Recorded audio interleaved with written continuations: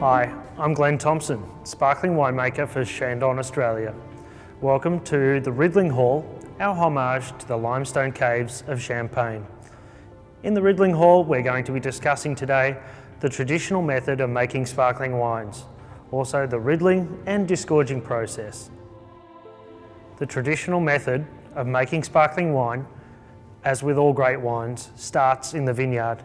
And at Chandon, Australia, we have access to some amazing vineyards using the traditional Champagne varieties, Chardonnay, Pinot Noir and Pinot Meunier.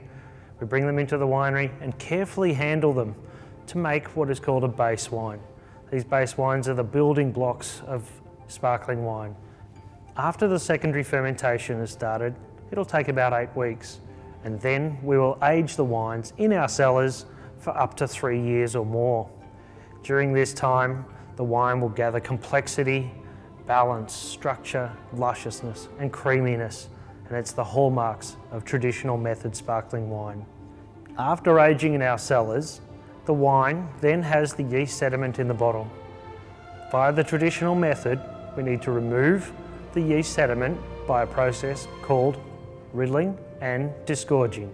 Riddling is the process of moving the yeast from a bottle laying down into the cap ready for disgorgement. Then disgorging is the process of removing that yeast and preparing a beautifully clear wine ready for the enjoyment of the public.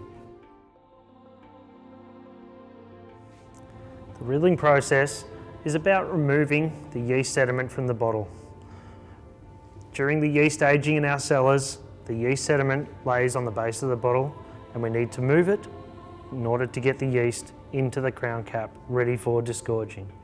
We do this via 2 methods, modern technology using a machine or via the traditional method dating back to the 1800s of hand riddling.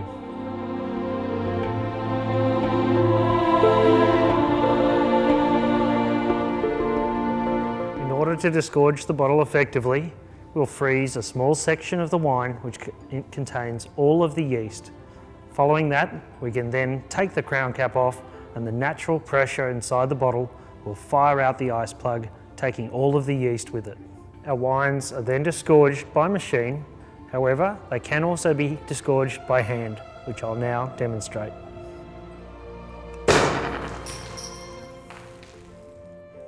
After the disgorging, we're left with a perfectly clear wine, which is now ready for the dosage to have a cork go in and be laid down in our cellars for another 3 months prior to being labelled and ready for your enjoyment. To be considered as traditional method sparkling wine, the wine must be disgorged and is released in the bottle that the secondary fermentation took place in. Thank you for your time. Cheers.